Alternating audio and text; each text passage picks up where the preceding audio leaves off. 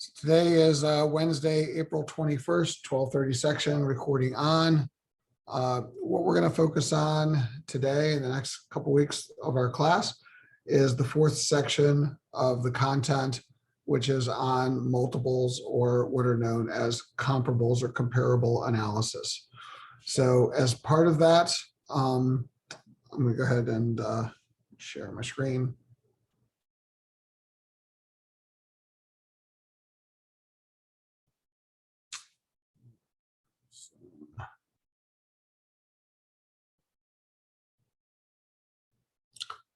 So in the Zoom class, in the file section, there is a folder called lecture notes. It's got lecture note 6. That's the lecture note we're going to go through today with the content. And also in the files folder, there's a folder called multiples. And this has the Excel file that you will need to do the in-class example and also your next graded homework assignment, which will be due on Monday, 10 a.m. for all sections. So basically, that's what we're going to need to do. So let's talk about multiples, and I'll go back to the PowerPoint file.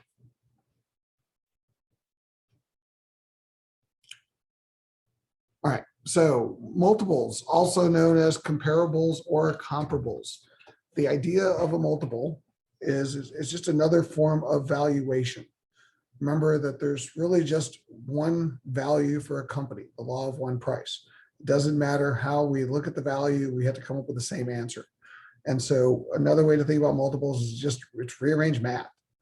It's all based on the key value drivers. It's based on discounted cash flow, so that when we do rearrange the equations to look at the same company, we still get the same results.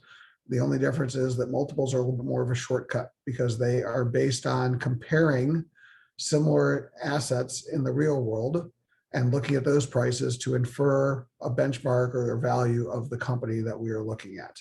All right, multiple analysis is useful for valuing, for example, a private company. If I had a private company and if it were public, what would it be worth? Or if I'm doing an M&A, which is called a precedent transaction, how do I decide how much to pay for it? So what I can do is I can look at ranges of what other people have paid to help me decide what I might pay for similar things, right? One of the keys to doing this type of analysis is finding things that are truly similar, right? One of the most common multiples that you will actually see in the real world is if you ever purchase or refinance a house, because as part of that process, you will have to get an appraisal. And the appraisal process for a house is just a multiple analysis. So what the appraiser will basically do is they'll look at a list of all the houses that have sold, in near your neighborhood in the last 12 months or so, 12 months. And then what they're going to do is they're going to look at all the prices that the homes were sold for, and then they're going to look at the square footage that those homes are going to sold for, and they're going to divide the price by square footage to get a price per square foot. And then they're going to average them all out to get a price per square foot for your area. So the way that they're going to appraise your house is they're going to take the square feet of your house and they're going to multiply that by the price per square foot. And that's the appraised value of your house. Now that's the baseline. And then what they'll do is they'll raise it or lower it based on other factors. So for example, you got a bigger lot than the average house, or a nicer area of town, or your better school district, or they'll look at age or condition of the house. They'll look at whether you have upgrades. So those factors will play in, but it's all based on at least looking at a benchmark, and then it's up or down against the benchmark. That's essentially a very similar type of multiple analysis that we're going to do when we look at companies. Right? So the nice thing about multiples is they're easy. The challenge with multiples is that they're easy, which means they're simplified. And when we simplify something, then we're taking shortcuts and we're normalizing some of these numbers.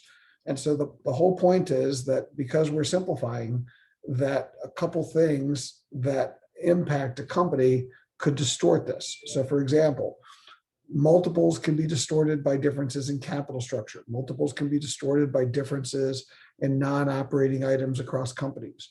So even though we're kind of looking at companies that are so-called similar, they may not be as similar as they look. Or increasingly, we're looking at companies that have multiple lines of business. So because their multiple lines of businesses can be slightly different, then comparing them across companies can be a little bit more of a challenge.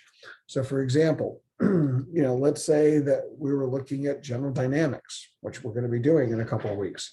When you think about their businesses, they have the commercial aircraft business, but they also have their defense and aerospace business, and they make ships and submarines.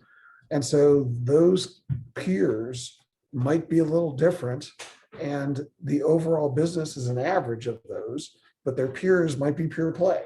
So it's not always an apples and apples comparison, even though that's some of what we'll have to compromise when we do this. The steps in going through a multiple analysis are relatively straightforward. The first step is to find similar companies. Now, as easy as this sounds, this is probably the most challenging step, finding similar companies, all right, for reasons that we just mentioned. Step number two, you then need data to analyze against the peers. And in this case, you're going to need forward data, not historical data. Multiples are based on future values. Therefore, we need forward multiples. Therefore, we need forward estimates of numbers. That is more predictive of a company's value than historical numbers. That's why you need a data service, and we're going to use Bloomberg to help us do this. Third, we need to kind of calculate these market multiples. Data services will help us do this. And then we're going to benchmark them and understand, using the formulas, the differences to explain why companies are trading at different prices, what are called premiums or discounts to each other. Okay. So essentially, that's the process that we're going through. And then we can use this multiple analysis to help us better understand the values of the various peers that we're looking at. Best practices. Number one, choosing companies that have similar prospects, particularly for growth and ROIC, really, really important. We might be valuing social media companies, but looking at Facebook and a startup, even though they're both social media, the multiples are going to be different, because the multiples for a startup, different growth and different returns, look different than a company that is more mature. And so what sounds like an easy idea of finding peers gets a little bit more challenging. So choosing the right companies is important. Second, use forward-looking multiples. Third, enterprise value multiples are preferred to price to earnings multiples, because price to earnings multiples tended to be more distorted by capital structure and non-operating gains and losses. And then fourth, every now and then you might have to adjust a multiple. Take a company like Apple, which has a couple $100 billion of cash lying around, and then take another technology company that doesn't.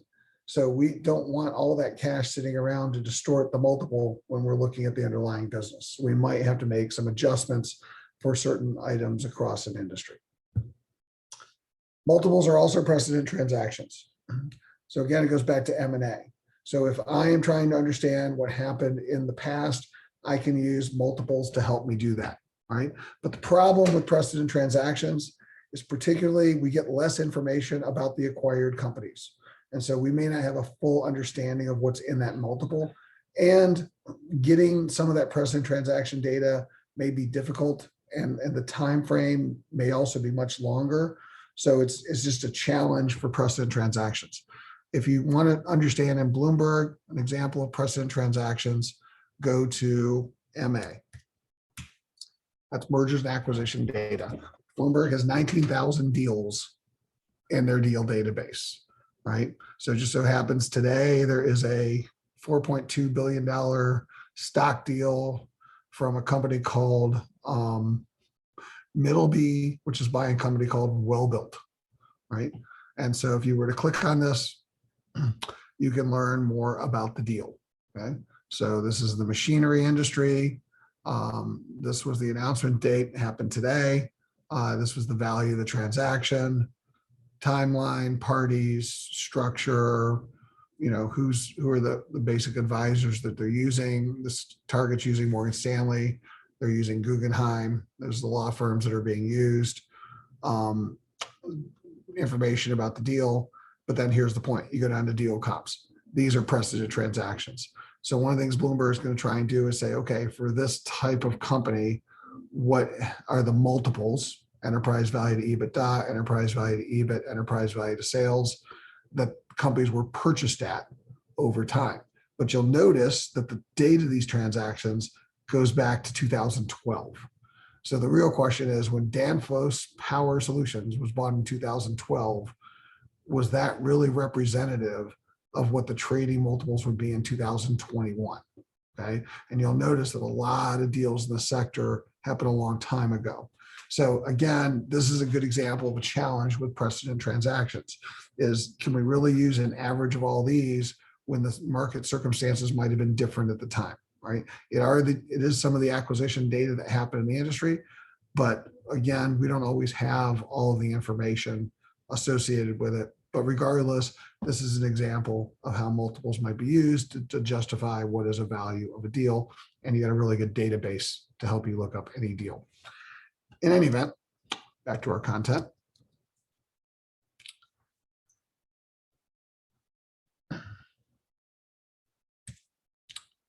Again, what we just talked about, what are the challenges with multiples when you use them for precedent transaction? Lack of information availability, timing, finding true comparables, and the synergies that some buyers have might actually affect how that for that deal might affect what they want to pay for a company. So that could also distort the multiples, because typically when you buy a company, you pay a premium. And so the M&A multiples might be different than the traditional trading multiples of a company before they were acquired.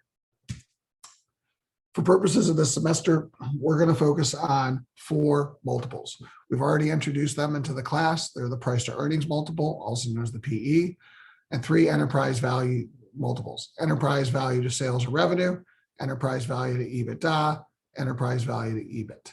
Okay. There's more multiples than that, but those are the 4 that we are going to focus on. So how do the multiples work? Well, we're going to start out with the key value driver equation. What is the key value driver equation? It's basically this equation. We've been using it all semester. Okay. So here's what we're going to do. We're going to take in the key value driver equation, we're going to take that equation and we're going to take this data, we're going to put it into a table. So starting with 100 million of no pat or no plat and a 10% cost of capital or WACC at these G's and these ROICs, run it through that equation, get these results. So these are the results of the key value driver equation. So 10% ROIC, 100 million of no plat, 10% WACC, all the G's, you get $1 billion worth of value. So this is basically zero spread. So growing at zero spread, no value changes. This would be a positive spread, ROIC greater than WACC, grow a positive spread, more value, more growth at a positive spread, higher value. This would be negative spread on this part of the table, grow a negative spread, destroy value at a faster rate. So these are just the results. So here's how we translate this to a multiple. Okay, that's the value or proxy enterprise value for the firm. So if you take that value divided by profit, you get the enterprise value to EBIT multiple. Well, 100 of no plat at a 35% tax rate, basically divide that by 1 minus the tax rate, you basically get an EBIT of 154. Okay. So basically that's the pre-tax profit, which gets that after-tax profit. Enterprise value to EBIT is pre-tax profit. So 1,000 divided by 154, company would trade at 6.5 times EBIT. 972 divided by 154, company would trade at 6.3 times EBIT. 1190 divided by 154, 7.7 times EBIT. So again, value divided by EBIT is this table. So just translating the values to the multiples. So here's the point. A company that had zero spread at this cost of capital would trade at 6.5 times EBIT, right? A company that had a positive spread, ROIC greater than WACC, would trade at an enterprise value to EBIT above 6.5, and a company with a negative spread would trade at an enterprise value to EBIT below 6.5. So said another way, if there was a company in this industry trading at a multiple of 6 times EBIT, well, where are we seeing 6s on this table? Here's a 6. Somewhere in here might be a 6. So somewhere along a line here would be my 6 times EBITs, right? So I don't know exactly what the growth spread combination could be because there's a different ROIC and growth can give me the 6 answer, but I know it's a range in this area. And I also know that the company would have likely a negative spread.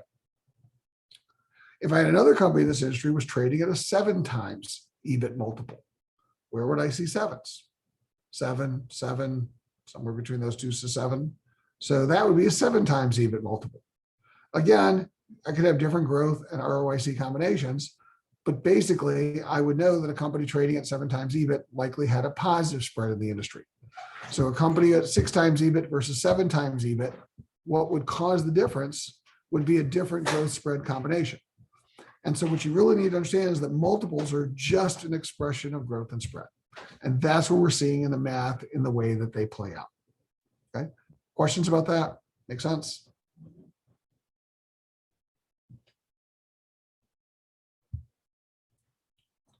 Great. So we can basically use that key value driver equation to do an actual price to earnings multiple. The difference is what we do with the KVD over here on the right-hand side is rather than using the traditional KVD, we replace each of these with an equity cash flow. So for example, no plat becomes net income in the equation. Growth in no plat becomes growth in net income. ROIC in the equation becomes ROE because it's the return of the equity, and the WACC becomes cost of equity. So if I'm trying to value purely an equity cash flow, I can use the key value driver equation with just equity information. Whereas when I do an ROIC, it's return on a debt and equity cash flow combined, that's why we're using operating income and ROIC. So again, same equation, it's just slightly different terminology. So let's play out the PE. How does this play out? If I take, in this equation, run through the math, 100 million is starting net income, 10% cost of equity, these ROEs, these growth rates, here's your results. Take this value, price, divided by that income, earnings, price divided by earnings, that's your PE. So a company with 0 spread, 10% cost of equity, 10% return equity, that traded at $1 billion, $1 billion divided by 100 million would be a multiple of 10 times earnings. So same idea as the last multiple we looked at. A company with a multiple of 10 in this industry would have a 0 spread. A company that was trading at 12 times earnings in this industry, 12, 12, 12, we would know would have a positive spread, mid-single digit growth rates.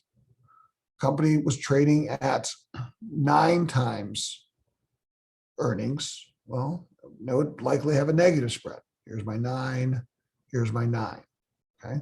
Again, the growth return combination can be slightly different, but I have a general idea of the range. And so 9 times earnings and 12 times earnings have different return expectations. And that's one of the other issues that you guys need to know about multiples, because one of the most common misconceptions in the real world about multiples is that everybody's going to eventually trade at an average multiple. So for example, you have a company that's trading at 12 times earnings and you have somebody else trading at 9 times earnings. Some idiot will say, oh, buy the company at 9 because they're cheap because the other company's trading at 12, right? And if you buy it at 9, it doesn't mean it's suddenly going to start trading at 12 because they're in the same industry. The reason it's trading at 9 is because it has a different level of growth return expectation. The way it's going to actually change to trade at a multiple of 12 times earnings is I'd have to have a different expectation for growth and return. That's what makes the multiple change. It doesn't just arbitrarily go up to be equal to your competitors, right? That's naive, right? So essentially, multiples are an expression of future growth and spread. That's the recurring theme. It's kind of coming out of this. It's all based on KVD, which is just rearranged math multiple times. Yeah, questions?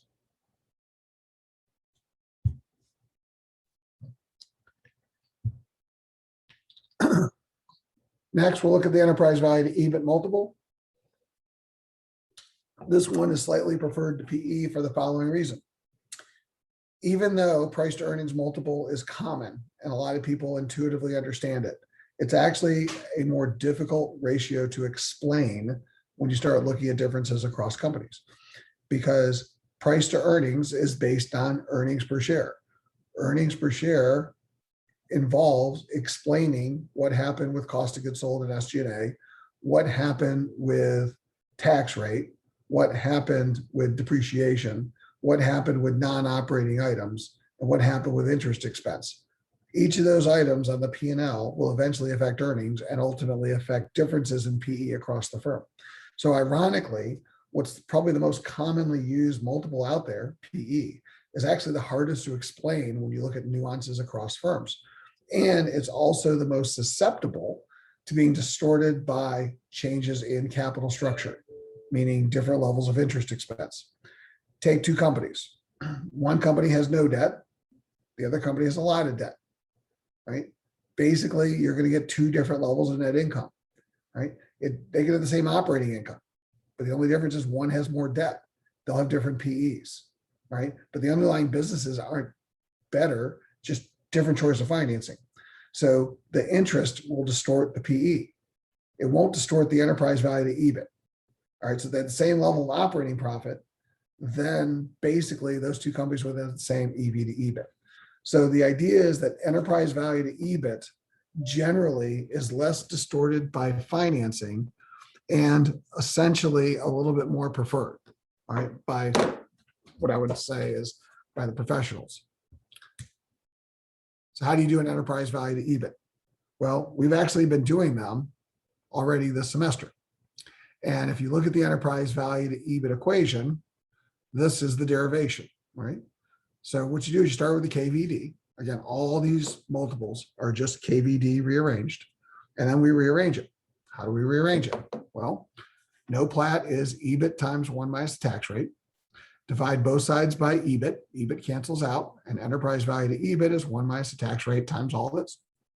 That's all the EV to EBIT is. And so we can basically use this to understand the values of the firm. And we've already been doing that to help us solve for G's. The other thing we looked at was the enterprise value to sales or enterprise value to revenue multiples. Basically, this tells us how much value we create every time we sell something, right? Again, how do we do that? Well, start with the KVD and then rearrange the math. Enterprise value to revenue, well, value equals revenue times margin, EBIT times 1 minus tax rate over revenue, times 1 minus G over ROIC minus WACC over minus G. Divide both sides by revenue, enterprise value to sales, revenue cancels out, which is basically margin times all of this. 1 minus tax rate times 1 minus G over ROIC over WACC minus G. All of this is this, which is enterprise value to EBIT. So another way of describing this formula is enterprise value to sales, enterprise value to revenue equals the margin times the enterprise value to EBIT multiple. That is the pre-tax EBIT margin. We've been using this equation already this semester to look at the perpetuity EBIT margin, because using this equation, we know that the perpetuity EBIT margin is the enterprise value to sales ratio divided by the enterprise value to EBIT multiple, okay? So again, when we go back to multiples, multiples are an expression of KVD. They're an expression of future growth and spread. It's just rearranged math. The math has to sync up, otherwise there's arbitrage opportunities. And so essentially that is what is going to help us when we explain multiple differences across companies. So we're about to do that with Costco, Walmart, and Target, right? But again, before we do, questions.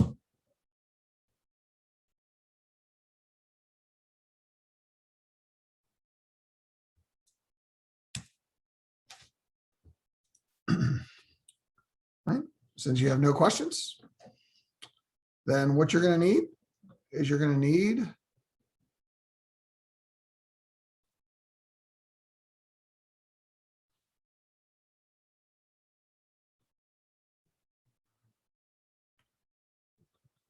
this file,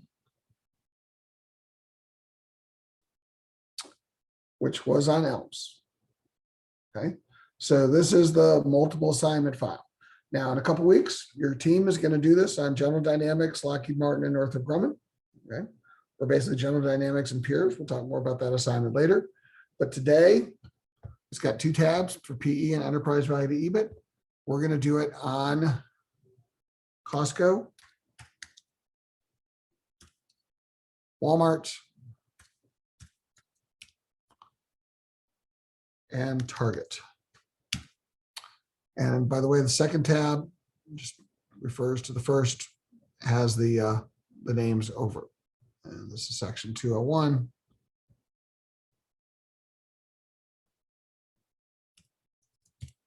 So I am going to save this. All right. Now, I've helped you a little bit that we're going to start out with the PE, price to earnings multiple. And these are the 4 elements of the KVD, basically, I'll go back here, that are in this formula that create that value is right here. So I've already put that formula into cell B7 for you on this spreadsheet with the correct order of operations, okay? And you've already kind of done a version of this earlier in the semester. And if you take that value and divide by that earnings, you get a PE. Okay. So this basically helps us calculate and estimate a PE. So we're going to use Bloomberg to start filling this out. Right? So we'll start out with Costco. Now, for your next homework assignment, you're going to do this on the pharmaceutical industry. And you're going to have to get all the data yourselves. And when we talk about analyzing it, you're going to write this up in a minimum 500-word paper by Monday. So everything we do here, you guys are going to be doing yourselves. But let's start out and do this for Costco as an in-class example. So the first thing we need is we need net income. Right? Now, where do we get this? Well, what we're going to do is we're going to go to Costco, US equity, and then we're going to go to EEO, and that's going to get us the data for second forward year. 1, 2 is what we're going to use, net income, right? Now, a word about this, following what the book says, we want to use forward data because it's more normalized. And specifically, we want to use complete years that are forecasted. So years 2 through 4 are usually the forward years that we use. The book says you can go out 3 or 4 years. For simplicity, we're just going to arbitrarily say we're going to use the second forward year for our purposes of the multiples and say that that is more normalized. But you want something that is representative of the long term of a company. These are fairly mature companies, so second forward year is probably pretty normalized. So back to 2022, second forward year for Costco, count 1, 2. In terms of the columns, net income, 4874. So in our little spreadsheet, 4,874,000,000. Right? Next, I need my growth in net income. We'll come back to that. And I need my expected return on equity. In Bloomberg, if you were to scroll down the EEO or minimize the screen, you will see that Bloomberg analysts are estimating return on equity for the firms. Now, this is a perpetuity. KVD is a perpetuity. And what we need is a normalized return on equity for the long term. So if I look at the next 4 years, this was historical and next 4 years, I need something that's representative of the very long term. You'll notice Costco is pretty stable. It doesn't really change. So I actually think the next 4 years are pretty representative of the long term. So what I'm going to do is I'm going to take an average of these next 4 years. So for Costco's return on equity equals left paren 0.248 plus 0.246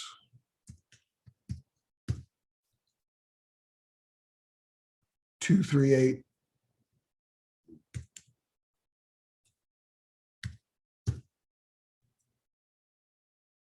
and 236, 234. I'm going to take all that, divide by 4. I'm going to say that to me about 24.15%, seems representative of the future. Okay. And then I need a cost of equity. So what I'm going to do is I'm going to go to the WACC screen. And this is the cost of equity. This is the WACC. This is the cost of equity. Since I'm doing a PE, it's based on cost of equity. That is 7.3%. Okay. Now with no growth, that would get me a PE of 13.7. Now back on the EEO screen, this is the current PE of Costco. Based on that price, the PE is 34.21. Price divided by earnings, PE. That's the second forward year PE, 34.21. Okay. Now, I'm going to sync up with the 11 a.m. section I did earlier today, just because throughout the day, share price is changing. And just to be consistent, I'm going to go back to a screenshot I took earlier today, which is also your roadmap for the screenshots you need. And based on the share price then, the PE for the second forward year is 34.18. It's not all that much different, but it is slightly different. So I'm going to use the 11 a.m. share price, 34.18, second forward year.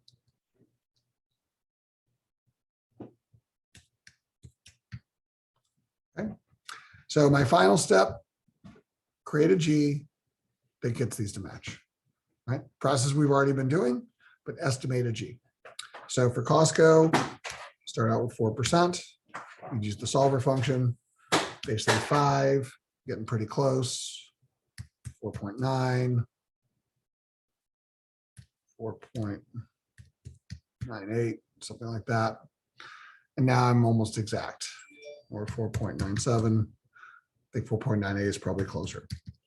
Okay. So here's the point.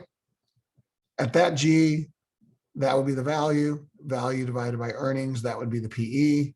That's the observed one in the marketplace. That's the one the model's creating.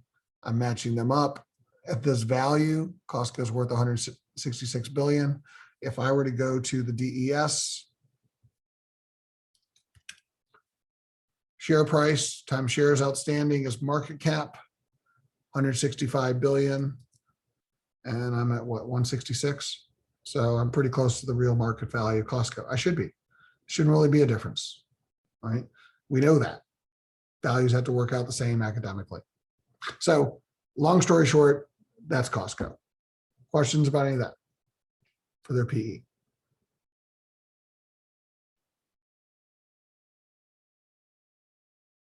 All right. We're going to do the same thing for Walmart and Target. For Walmart, let's do the WACC first. 6.1 is their cost of equity. 5.4 is their WACC. 1. Go to EEO. Second forward year, 1, 2. For 2023, 16,245 million.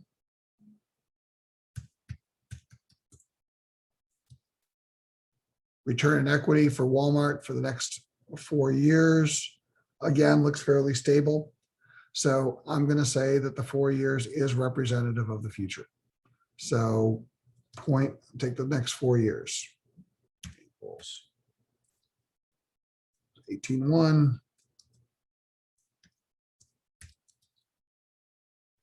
18.99, so 19.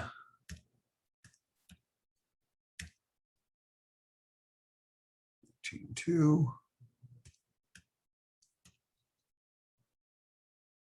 And 16.9.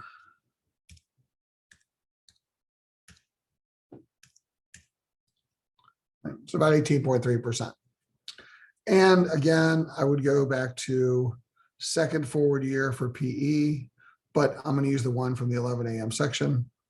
So if I go to Walmart,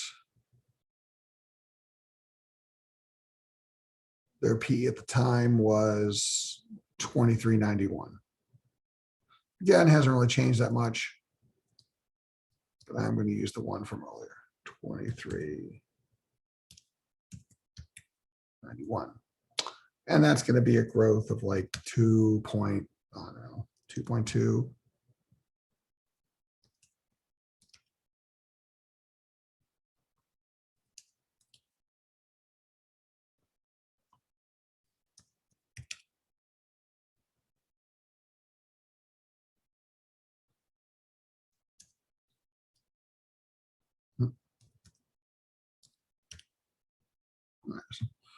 And finally, target.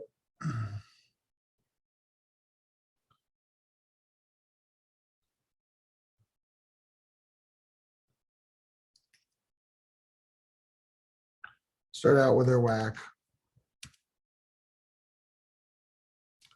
7.4% is their cost of equity.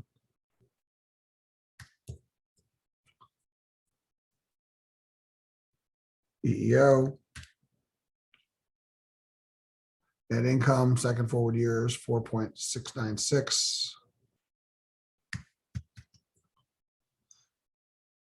Expected ROE, next 4 years. Again, looks fairly stable. So I'll use the 4-year average to represent the future. 298.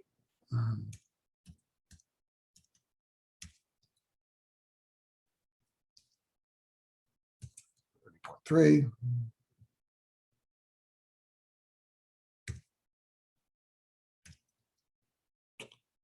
$29.7 and 29.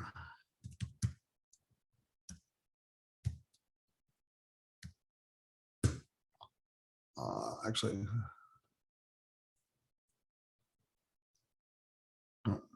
can't do that.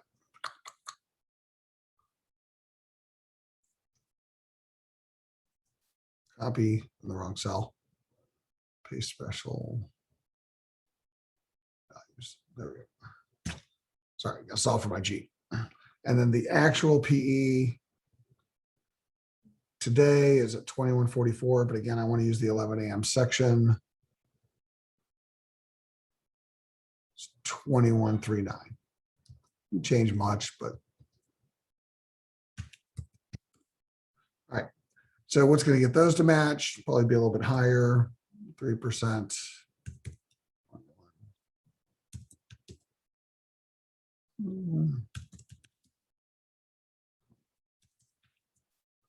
Something like 3.23.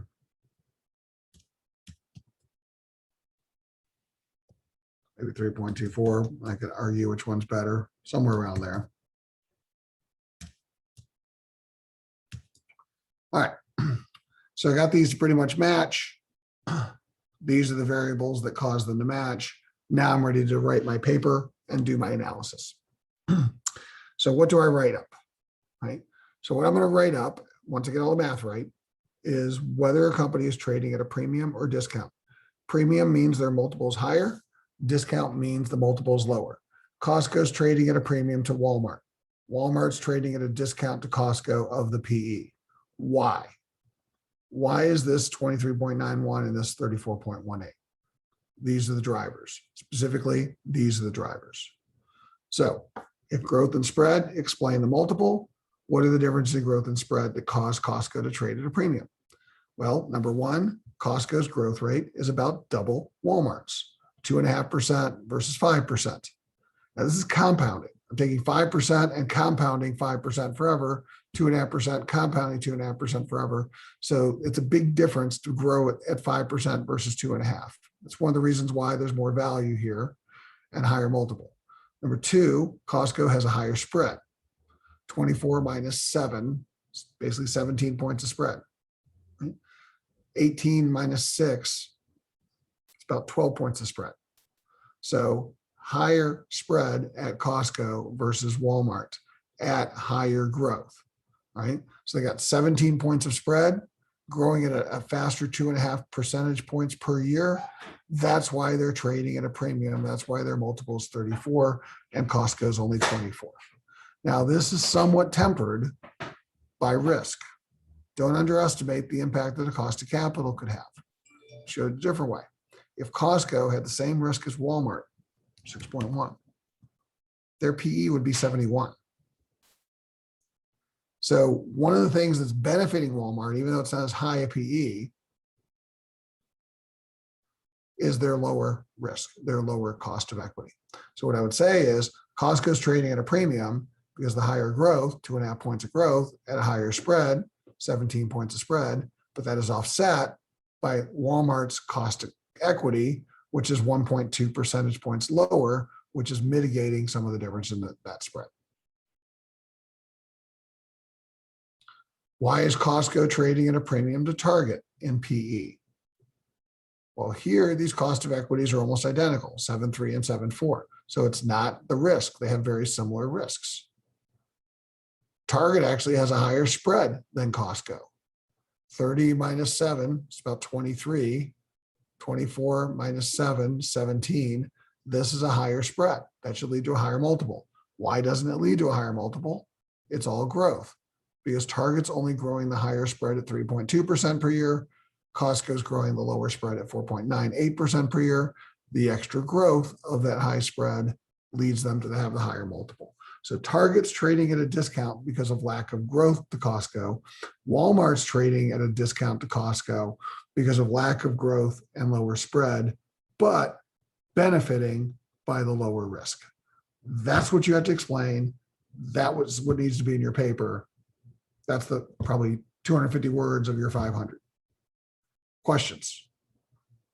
Yeah, would we need to talk about why Target's trading lower than Walmart or no? I'm going to ask you to basically do one against the other, but you absolutely could. So why don't you give me a shot? Why is Target trading at a discount to Walmart? What do you think? Well, they have a higher spread and a bigger growth rate. I would just say because of the net income. The net income's what, almost quadruple with Walmart? Remember, net income does not affect PE. It's key value drivers. So it's not because of net income. Is it because they're like their cost of equity is a good point and 1.3 points higher? Watch if this were 6.1. That's exactly why. So Costco is actually trading at a premium, or sorry, Walmart is trading at a premium to Target, despite the fact that they have lower growth and despite the fact that they have lower spread because of that 1.3 percentage points of risk. And that's actually a nuance that a lot of people miss when they do multiple analysis, is because one of the simplified assumptions are all these peers have similar risk, right? And if they do have similar risk, then growth and ROIC are the explanatory. But here's an example where the risk level of Walmart is lower, and that actually changes the way we pay for multiples. And Walmart benefits by that lower level of risk, that the more predictability of their business. And so therefore, that's important in this multiple analysis. So just another example of this, you can have two companies that have identical spreads, but if a company has a lower cost of capital, even if it has an identical spread, it will still trade at a higher multiple. And that's just something we don't want to overlook. And that's something you'll pick up by doing the analysis this way. Other questions? All right, we're halfway done. I have a question. Do you want screenshots when we do this? Yes. And the reason why is for the reason I'm actually showing you. If you had done this multiple analysis at the 11 a.m. section when I did, the multiple for Target, as an example, would be 21.39. If you had done it on a different day or a different time, then the multiple for Target will be slightly different.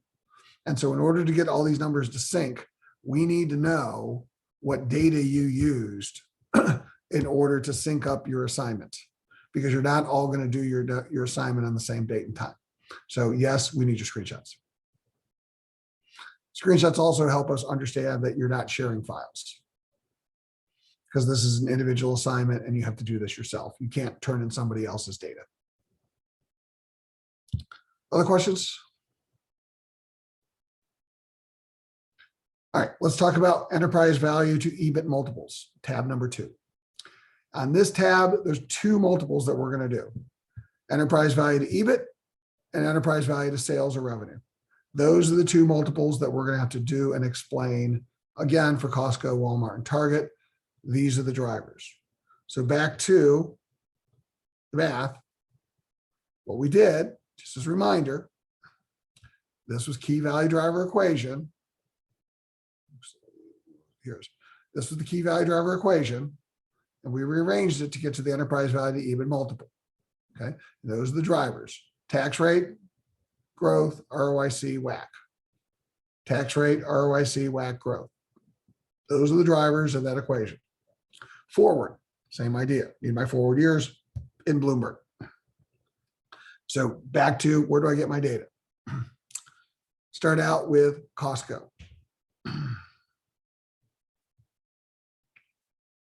Bloomberg.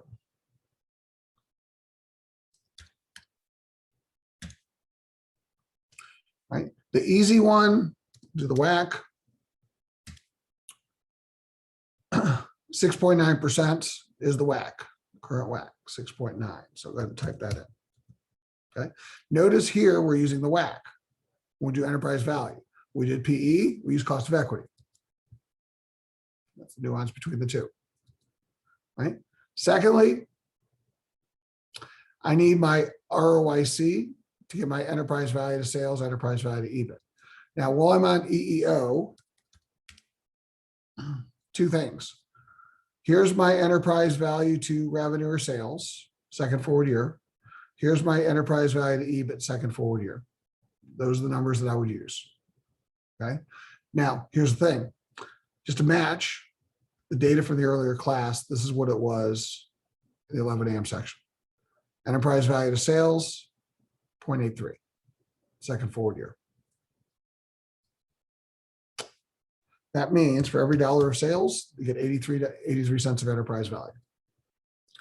Enterprise value to EBIT, 24.37. For every dollar of EBIT, it's worth $24.37 of enterprise value. Okay. Next, we need an ROIC. Right? Unfortunately, when you go to Bloomberg and you look at the future forecast, there's no future forecast for ROIC. Not saying the ants don't have one. Bloomberg just doesn't track it.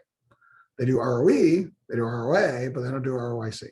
So we need a representative ROIC in perpetuity. So again, I keep using the word representative, right? So I'm going to mix metaphors here.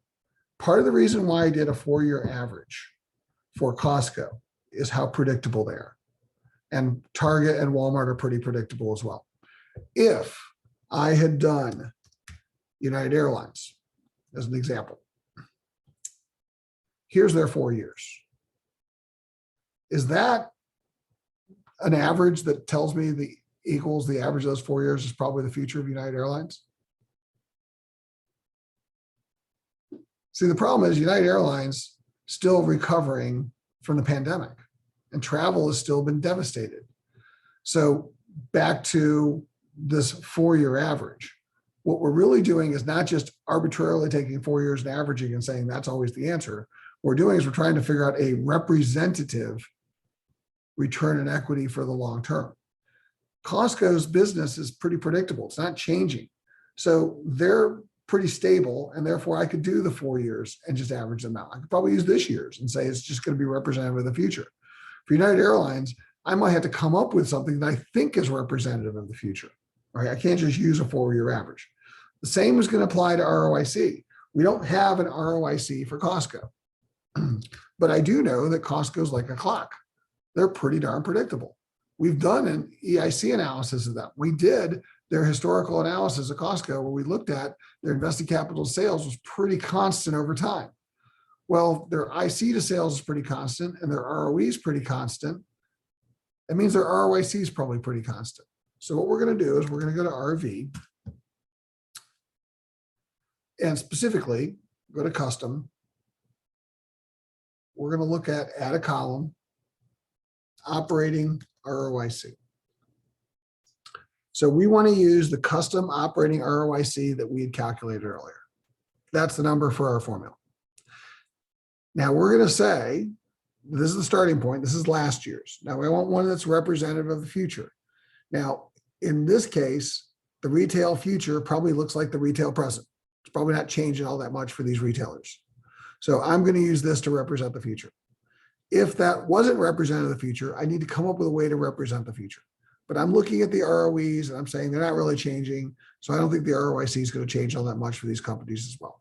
Right now, let's say I was doing Dollar Tree and I don't have an operating ROIC. I could go to traditional Bloomberg ROIC and I could use that. But the problem with the Bloomberg ROIC, as you remember, is this includes non-operating items. And in this industry, there's some differences, for example, with Costco between their operating and non-operating. So I prefer to use the operating ROIC, not the Bloomberg ROIC, but I could use the Bloomberg ROIC if I didn't have anything else. So if I was doing Dollar Tree, I'd probably use the 8.25 since I don't know what the operating ROIC is. But basically for Costco, I'm going to use 22.5. For Walmart, I'm going to use 11.13. And for Target, I'm going to use 20.53. Okay. So let's go ahead and put those in. So for operating ROIC for Costco, I'm going to use 22.5.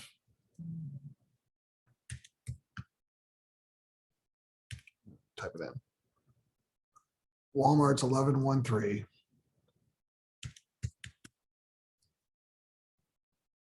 And Target is 20.53.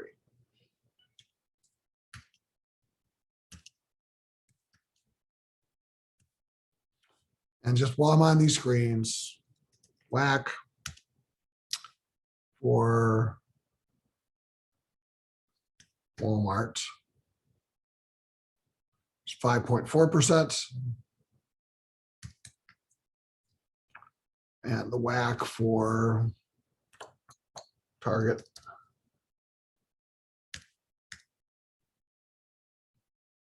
.6%.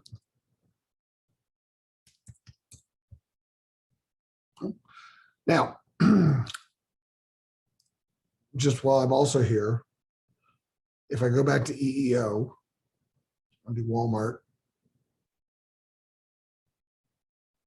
Again, this is a screenshot earlier. This is enterprise value to sales, second forward year, 0.79 off the EEO.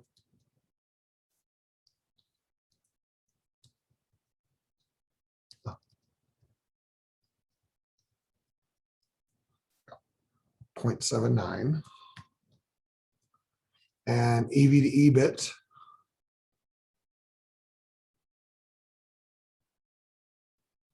Windows open. EV to EBIT, second forward year is 1864.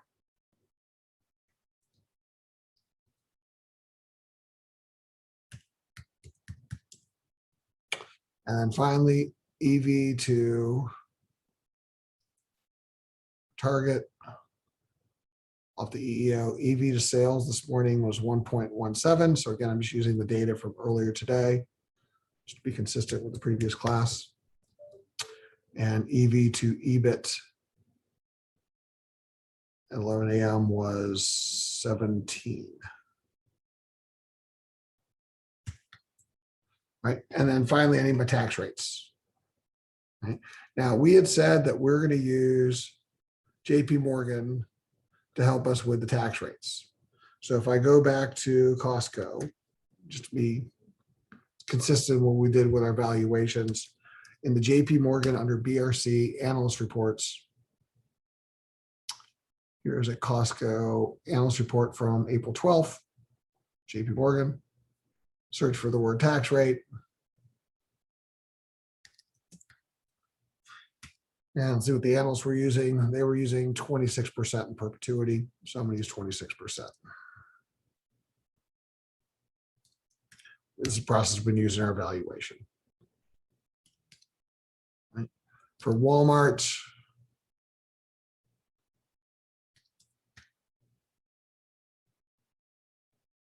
we had actually looked this up earlier under BRC. We did the Walmart valuation.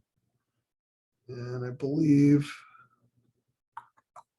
this was the JP Morgan report we had used earlier. We did their Walmart valuation. And the tax rate that analyst had used was around 25% into perpetuity. which is the middle of the company's guidance. And for Target,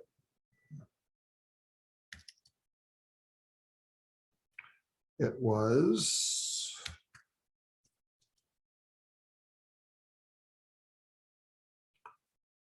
the last JP Morgan report.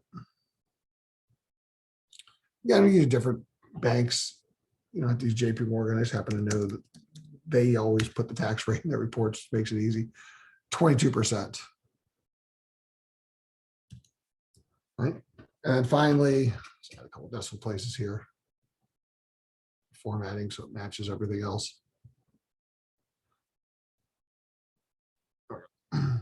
So now I just need to kind of work out my G's, right? So I want these to match.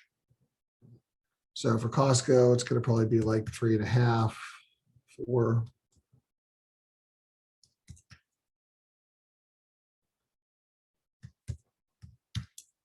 Something like that. For Walmart, it's going to be, I don't know, 2.5, 2.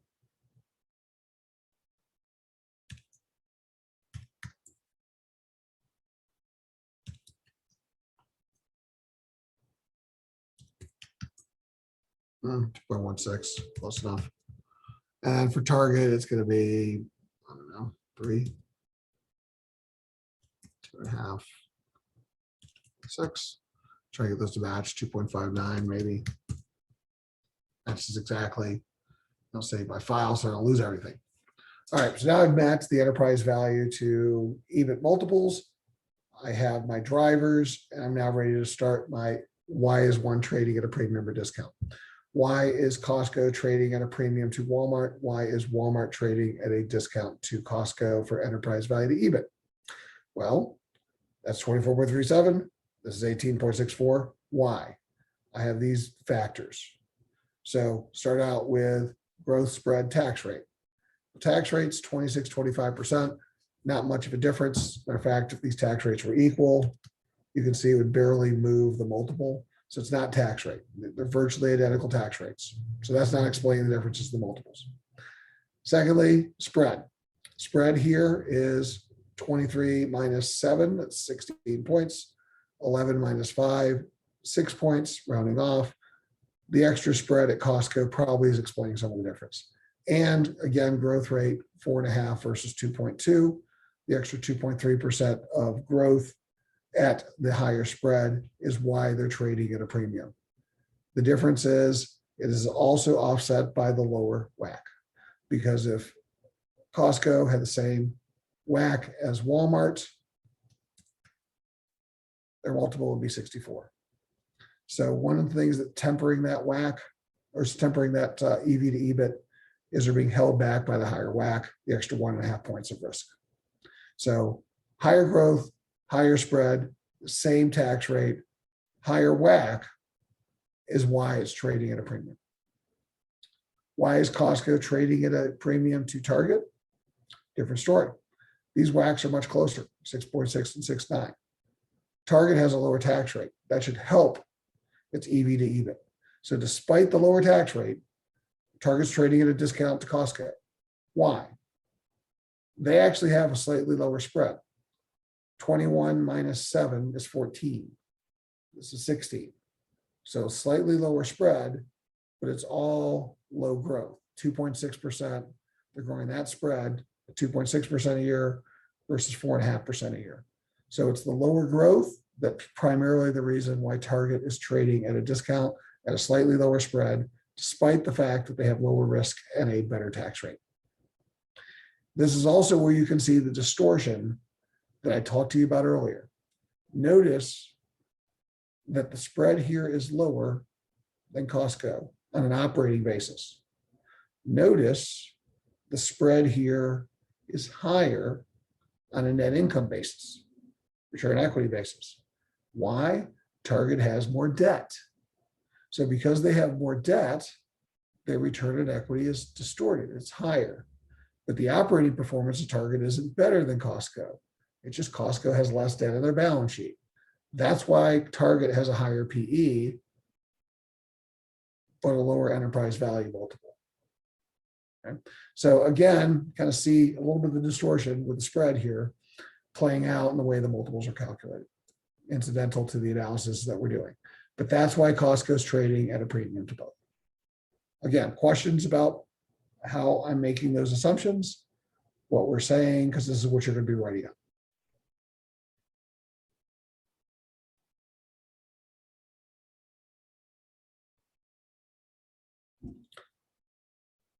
Right. Again, if somebody wanted to do the other one, Walmart versus Target, what you see here is Walmart's actually trading at a premium to Target, despite the fact that they have lower growth, despite the fact they're paying higher taxes, despite the fact that they have a lower spread. Walmart's trading at a premium to Target entirely because they have less risk. Here's an example how cost of capital changes the multiple equation. Because otherwise, you'd assume higher growth, higher spread, lower taxes would lead to a higher multiple. Normally, that would be the case. But here, it's the lower risk. If Walmart had the same risk as Target, that would be the case. Their multiple would be trading closer to 14. So what benefits Walmart is their predictability, lower cost of capital. Final numbers, enterprise value to sales. This tells us when we sell $1, how much is it worth? $1 of sales at Costco translates to 83 cents in value. $1 of sales at Walmart translates to 79 cents of value.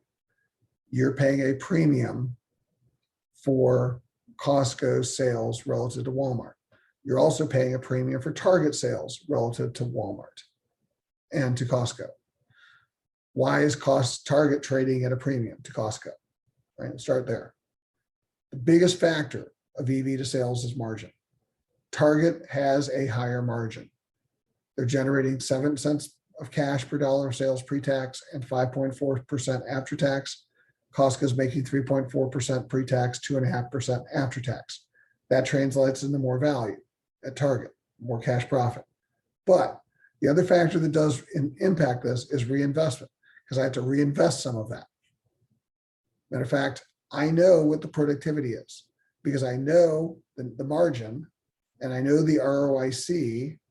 So basically, if I take ROIC divided by margin, I get productivity. This is spending invested capital per dollar of sales.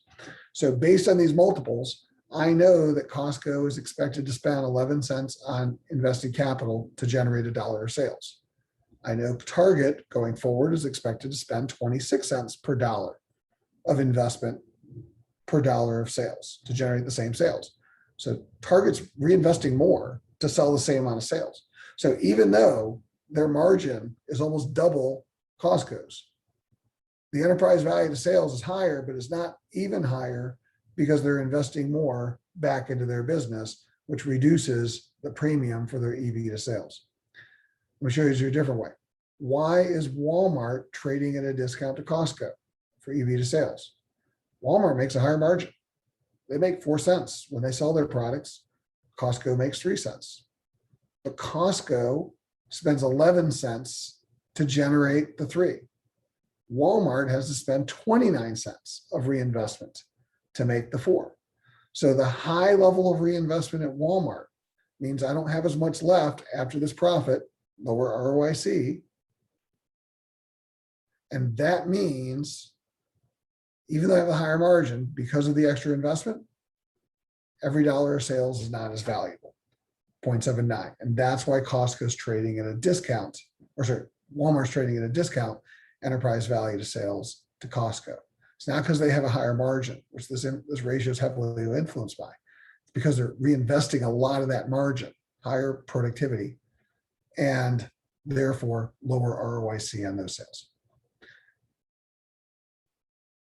That would be your explanation for EV to sales. Those are the 3 multiples: EV to sales, EV to EBIT, and PE. And this was our in-class example of Walmart, Target, and Costco. Again, questions about any of this?